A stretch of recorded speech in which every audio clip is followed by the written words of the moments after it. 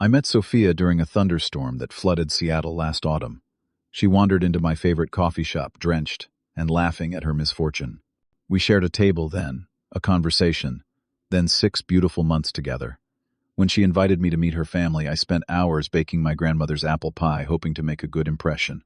The first dinner seemed promising, but soon subtle hostility emerged. During their annual holiday gathering, her mother, brother, and aunt cornered me in the kitchen, hissing that I was always in the way and not needed in their family. Their words crystallized everything. Before I continue this story, let me know where you are watching from. Hit that subscribe button if you have ever felt unwelcome in someone else's family. I still remember the exact moment I met Sophia. The Seattle sky had opened up without warning, sending people scurrying for shelter. I was already settled in the window seat of Rainy Day Cafe when she burst through the door, rainwater cascading from her curly brown hair. She looked around at the packed tables, spotted the empty chair across from me, and approached with a smile that would change my life. "Mind if I join you? Every other seat is taken, and I promise not to drip too much," she said already, unwrapping her soaked scarf. I gestured to the chair, grateful for the company. "Be my guest." I was just watching the storm anyway. What started as weather small talk quickly deepened. We discovered a shared love for Led Zeppelin, hiking the Cascade Mountains, and old bookstores. 2 hours passed in what felt like minutes. When the rain finally eased, I worked up the courage to ask for her number. "I was hoping you would," she replied, pulling out her phone. The next 6 months were the happiest of my life. We explored hidden trails on weekends, cooked elaborate dinners in my small apartment, and stayed up talking until dawn more times than I could count. Sophia worked as a kindergarten teacher, and her patience and warmth extended to every corner of her life.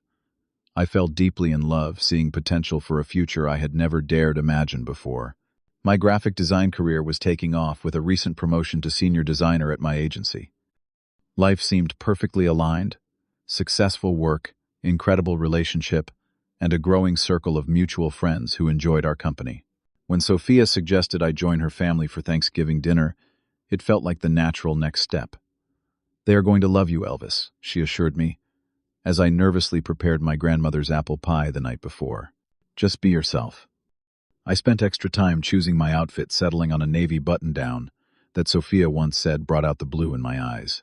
The drive to her parents' suburban home took 40 minutes, during which Sophia filled me in on family details. "Dad is James. He is a history professor and loves talking about Civil War battles. Mom is Diana. She runs a real estate agency and is the family organizer. My brother Tyler just finished law school and is working at a downtown firm. Aunt Heather will be there too. She is my mom's sister and is basically a second mother to me." Their house was impressive, a sprawling 2-story colonial with perfect landscaping and a 3-car garage. James greeted us at the door with a firm handshake and what seemed like genuine interest in meeting me. Diana appeared moments later, her smile not quite reaching her eyes, as she accepted the pie with a cursory thank you. The initial conversation flowed easily enough. James asked thoughtful questions about my work, seeming impressed when I mentioned some of our agency's bigger clients.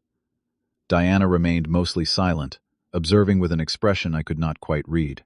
Tyler arrived late, barely acknowledging my presence before launching into a story about a case he was working on. Throughout dinner, I noticed subtle exchanges of glances between Diana and Tyler whenever I spoke. Sophia seemed oblivious to the undercurrent, happily refilling wine glasses and connecting conversation topics. I brushed off my unease as first-meeting nerves, determined to win them over with time. The first clear sign of trouble came during dessert. Diana served everyone but forgot my slice. When I offered to help myself, she waved dismissively, saying, "Oh, I did not think you would want any since you brought it." The comment made little sense, but Sophia quickly cut a piece for me, smoothing over the awkward moment. The pattern continued at subsequent gatherings. Conversations would shift to family inside jokes whenever I contributed. Tyler would change subjects mid-sentence if I began speaking. During a Sunday lunch, Sophia's family spent 20 minutes discussing a neighbor's renovation without including me, despite my career in design. I doubled my efforts to connect. I volunteered to wash dishes after meals, helped James with yard work, and brought thoughtful gifts tailored to each family member's interests. A rare history book for James, artisanal chocolates for Diana, and premium whiskey for Tyler. Each gesture was acknowledged with minimal appreciation before being set aside. When I invited them to dinner at my apartment hoping my territory might level the playing field, Diana always had a conflict. Perhaps another time she would say with a dismissive wave, never suggesting an alternative date. After 2 months of this treatment, I confided in my best friend Jackson, over beers at our local spot. "Dude, they sound like serious snobs," Jackson said after hearing my experiences. "Sophia's great, but her family is sending some major red flags. They just need time to get to know me." I insisted, though doubt was creeping in. "Not everyone warms up to new people right away." Jackson gave me a knowing look. "This reminds me of your dad's family. You spent years trying to please people who decided not to like you before they even met you." His comment hit close to home. My parents' bitter divorce had left me shuttling between households, always feeling like an intruder in my father's new family. I had spent my teenage years desperately trying to win their approval, only to realize later that their rejection had nothing to do with me. "Just be careful," Jackson warned. "Do not pour yourself into a bucket with a hole in the bottom. These people might never give you the acceptance you are hoping for." I nodded but remained optimistic. Sophia was worth the effort, and surely her family would eventually see what she saw in me. As Christmas approached, the first major conflict surfaced. Sophia and I were having dinner at my place when I brought up holiday plans. "I was thinking we could do Christmas Eve with your family and Christmas Day with mine," I suggested. "My mom really wants to meet you, and my brother is flying in from Colorado." Sophia's expression tightened. "Oh, I already told my parents we would spend both days with them. It is a big tradition. Christmas Eve dinner staying overnight, then presents, and brunch on Christmas morning. Could we compromise? Maybe do morning with them and afternoon with my family?" "Elvis, you do not understand. Mom has been planning this for months. Everyone comes to our house. We have never spent Christmas anywhere else." The discussion escalated into our first real argument. I felt hurt that she had made plans without consulting me, while Sophia could not understand why I would want to break tradition. Eventually I conceded, agreeing to call my mother and explain we would visit the day after Christmas instead. I arrived at the Walsh family Christmas with expensive gifts and high hopes for a fresh start. Diana greeted me with a plastic smile, taking the packages with a perfunctory thanks. Within 10 minutes she had accidentally spilled red wine on my new cashmere sweater, a holiday splurge I could barely afford. "Oh dear," she said with unconvincing concern. "Red wine is so treacherous. You should be more careful where you stand." James offered me a club soda, an apologetic smile, but said nothing to contradict his wife's implication that the spill was somehow my fault. During dinner, Tyler launched into an interrogation about my career prospects. "Graphics design seems so unstable," he remarked between bites of prime rib. "Have you considered going back to school for something more substantial? Law firms always need in-house marketing people." "I am actually doing very well," I replied evenly. "Our agency just landed 2 national accounts, and I am leading both creative teams." He responded, exchanging glances with Diana. "Still, it is not exactly the career path for someone looking to start a family someday." I looked to Sophia, expecting her to defend me, but she was suddenly very interested in her mashed potatoes. The pattern repeated throughout the evening. Subtle digs, exclusionary conversations, and Sophia's silence in the face of it all. New Year's Eve brought another painful episode. Sophia called 3 days before with a last-minute invitation. "Mom decided to host a party at our house. Can you come? Dress is semi-formal." When I arrived, I discovered Andrew, Sophia's ex-boyfriend from college, was also invited. Tall, blonde, and wearing what appeared to be a tailored suit, he was surrounded by family members who greeted him like a returning hero. Andrew, just made partner at his investment firm, Diana, announced to the room, her hand resting affectionately on his shoulder. 32 years old, the youngest partner in company history. Throughout the evening, family members regaled me with stories about Andrew and Sophia's relationship, their perfect prom family vacations together, and inside jokes I would never be part of. When the group gathered for a photo, Diana positioned everyone so that I was conveniently left out of the frame. Later, when I expressed my discomfort to Sophia, she dismissed my concerns. "They have known Andrew since we were teenagers. Of course they are comfortable with him." "You are being too sensitive. Valentine's Day should have been our special celebration, but it became another family intrusion. I had planned an intimate dinner at an exclusive restaurant, making reservations a month in advance. 2 hours before our date, Sophia called in a panic. Mom needs me for a family emergency. Rain check on dinner, worried. I asked what happened. Grandma fell ill and Mom needs help getting her to the doctor. The next day I saw photos on Sophia's social media, a family dinner with her grandmother looking perfectly healthy, smiling beside Diana. When confronted, Sophia became defensive. Mom needed moral support for the doctor's appointment, and then we all went to dinner after getting the good news. Why are you making this a big deal? The rift between us was growing. Where we once finished each other's sentences, we now carefully measured our words. The easy laughter that had characterized our early relationship became increasingly rare. A chance encounter at the Rusty Nail, a downtown bar, brought the situation into stark clarity. I was meeting a client when I spotted Tyler doing shots with friends at the other end of the bar. By the time my meeting ended, Tyler was visibly intoxicated, and his friends had departed. Against my better judgment, I approached to make sure he had a safe ride home. Well, if it is not the graphic design guy, he slurred, motioning for me to sit. Just wanted to check if you need a ride, I offered. I am headed back to that side of town. Tyler snorted. You know, we are just waiting for Sophia to come to her senses and dump you right. The blunt statement knocked the wind from me. Excuse me, Mom gives it another month. Tops, he continued, signaling the bartender for another drink. We have a whole plan. Keep inviting Andrew around. Remind Sophia what she is missing. Make you feel unwelcome enough to leave on your own. Why, I managed to ask through my shock. What have I ever done to you people? Tyler waved his hand dismissively. It is nothing personal. You are just not from our circle. Andrew's family belongs to the same country club. Our parents are friends. It makes more sense. I left Tyler at the bar with his Uber already called, my mind reeling. The next day I tried to discuss the encounter with Sophia, carefully explaining Tyler's drunken confession. He was wasted, Elvis, she snapped.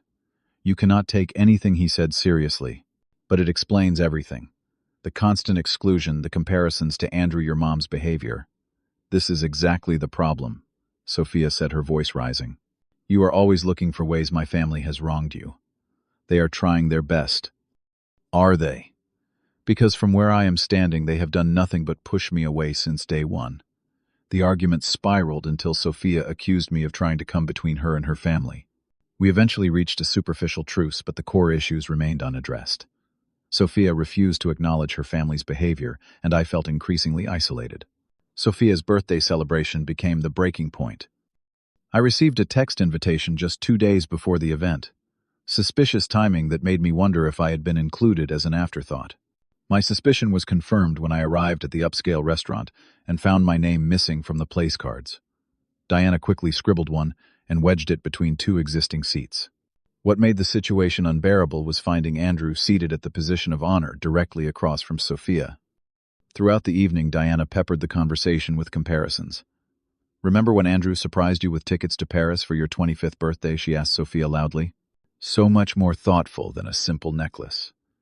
She glanced pointedly at the silver pendant I had given Sophia that morning. Each story seemed designed to highlight my inadequacies. Even worse, Sophia joined in laughing at embarrassing stories about me while appearing to bask in tales of Andrew's accomplishments.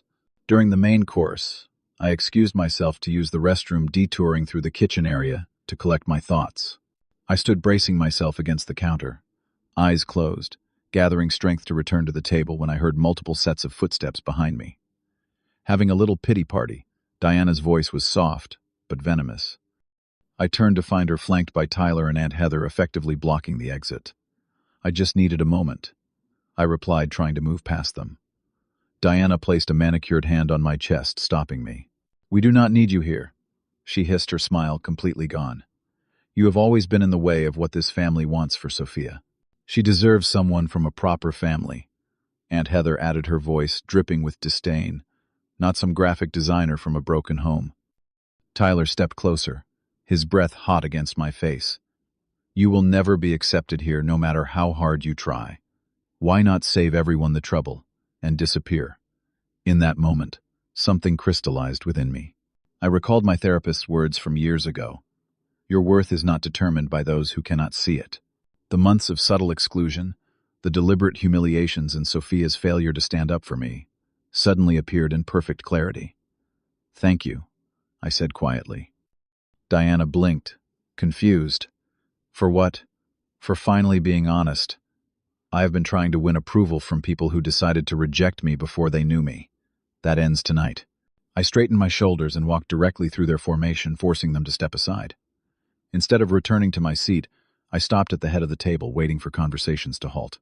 I want to thank everyone for making things so clear tonight, I began, my voice steady, despite my racing heart. For 6 months I have tried to understand why Sophia's family has treated me with such consistent disrespect. Diana rushed back to the dining area. Elvis is having a moment. Perhaps too much wine. No, Diana. I cut her off firmly.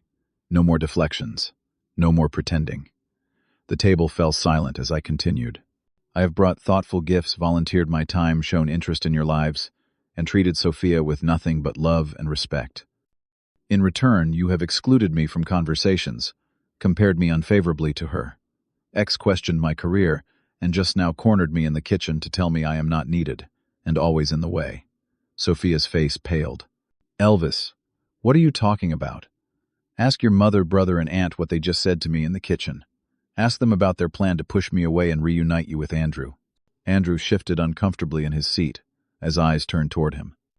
I do not apologize for not belonging to your country club or coming from a different background. I do not apologize for choosing a career I love instead of one that impresses at dinner parties. But I do respect myself too much to remain where I am clearly unwanted. I turned to Sophia, whose expression had transformed from embarrassment to shock. I love you, Sophia. I have from that first rainy day. But I cannot and will not compete with your family's vision of who you should be with. When you decide what you want independent of their plans, you know where to find me. With those words, I placed my napkin on the table, nodded to the stunned guests, and walked out with more dignity than I felt.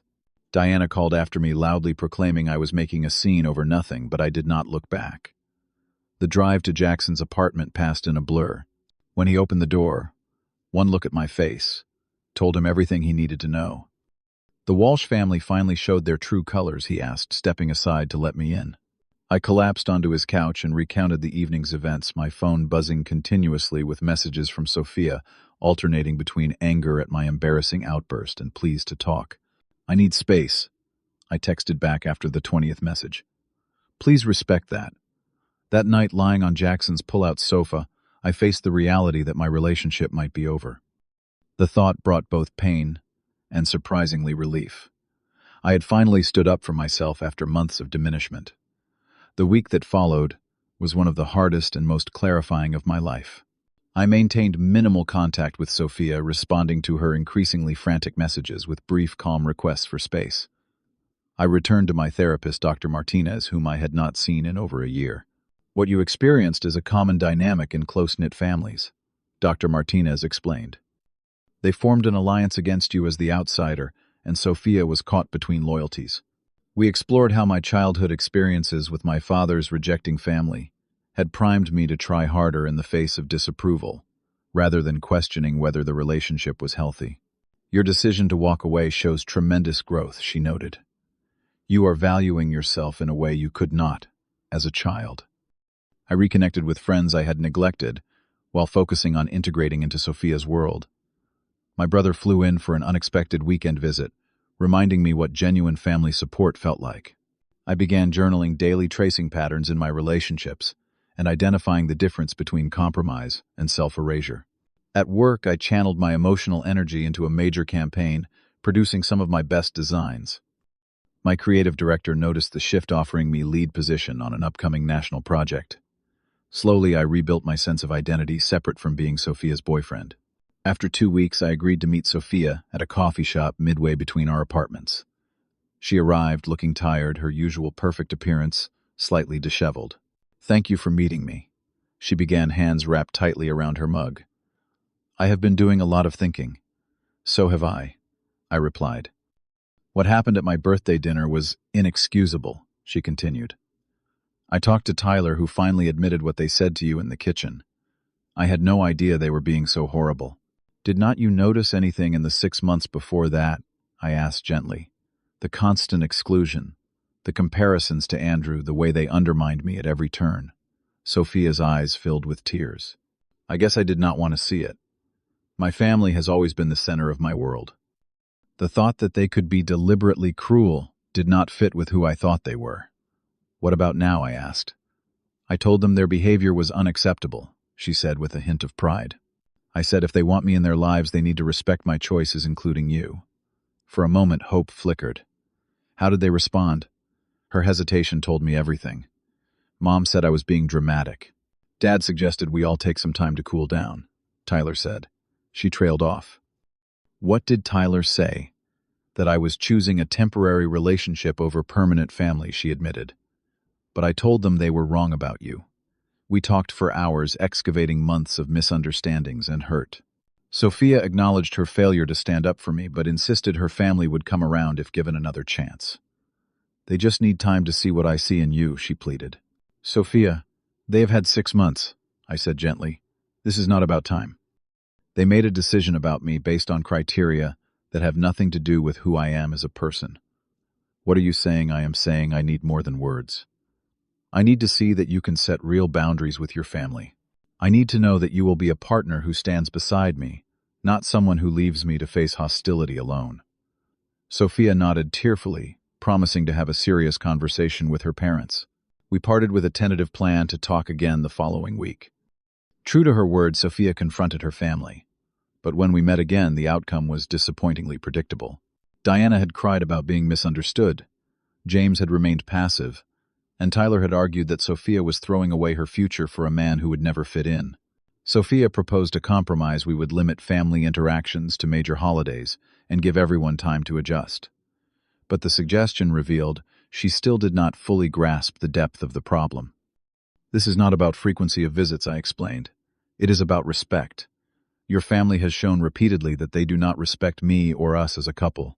Until that changes fundamentally, nothing else will. As we continued talking, it became painfully clear that Sophia was not ready to prioritize our relationship over her family's approval. She wanted both worlds without addressing the fundamental incompatibility between them. With a heavy heart, I reached the decision I had been avoiding. I love you, Sophia, but I cannot continue in a relationship where I am consistently devalued. You deserve to figure out what you truly want, without pressure from me or your family. I deserve a partnership based on mutual respect and support. The breakup was excruciating but necessary. Sophia alternated between anger and bargaining, suggesting couples therapy and family mediation. But the core issue remained. She was unwilling to acknowledge that her family's behavior was not just a misunderstanding, but a deliberate pattern of exclusion. We said goodbye on a park bench, where we had spent countless happy afternoons. Walking away from her was one of the hardest things I had ever done, but for the first time in months, I felt like I was walking towards something better, a future where I would not have to diminish myself to be accepted. The grief process was not linear. Some days I second-guessed my decisions, scrolling through photos of happier times. Other days brought clarity and confirmation I had made the right choice. I channeled my emotions into a series of digital art pieces that eventually became part of a gallery exhibition titled Invisible Boundaries. My circle of friends proved invaluable during this time. Jackson and his girlfriend included me in weekend plans. My colleague Maria introduced me to her hiking group, where I found new trails and perspectives. Dr. Martinez helped me process the relationship patterns without falling into bitterness. Work became a sanctuary. My creative focus earned me a significant promotion and the freedom to select my projects. I renovated my apartment, creating a space that fully reflected my personality for the first time. 6 months after walking out of that restaurant, I sat on a driftwood log at Golden Gardens Beach, watching the sunset paint the Olympic Mountains in fiery oranges and purples. The woman beside me, Natalie, was a wildlife photographer I had met through the hiking group. Our connection had developed naturally over shared adventures and values. "Penny, for your thoughts," she asked, nudging my shoulder gently. "I was just thinking about how different life can look in a relatively short time," I replied. Last year I was trying so hard to fit myself into a space that was never designed to include me. And now I smiled, taking her hand. Now I am with someone who proudly introduced me to her family at our 3rd date. Someone who values me for exactly who I am. Natalie's family had welcomed me, with genuine warmth, curious about my work and life without judgment. The contrast could not have been starker or more healing. Meeting your parents for dinner tomorrow still feels surreal, I admitted. Your mom actually called yesterday just to share a graphic design article she thought I would like. Natalie laughed. That is mom for you. Already plotting how to make you feel special. The painful experience with Sophia's family had taught me invaluable lessons. I learned that self-respect is non-negotiable, that love should expand rather than diminish who you are, and that walking away from disrespect is sometimes the greatest act of self-love. Most importantly, I discovered that genuine acceptance attracts more of the same. By refusing to participate in my own diminishment, I had created space for authentic connections to flourish. The relationship with Sophia had ended, but the growth it catalyzed continued. Occasionally, I heard updates through mutual friends. She was still single, still deeply enmeshed with her family's expectations. I wished her well on her journey, hoping she would someday find the courage to define her own boundaries. As for me, I was building a life based on mutual respect and genuine connection. The painful kitchen confrontation that once felt like an ending had actually been the beginning of a much better story, one where I was finally the author of my own worth. Have you ever had to walk away from a relationship where you were not respected? Share your experience in the comments below. If this story resonated with you, please hit the like button and subscribe to hear more stories about setting boundaries and finding self-worth. Do not forget to share with someone who might need to hear this message today. Thank you for listening, and remember, sometimes the bravest thing you can do is walk away from what hurts you toward what will help you grow.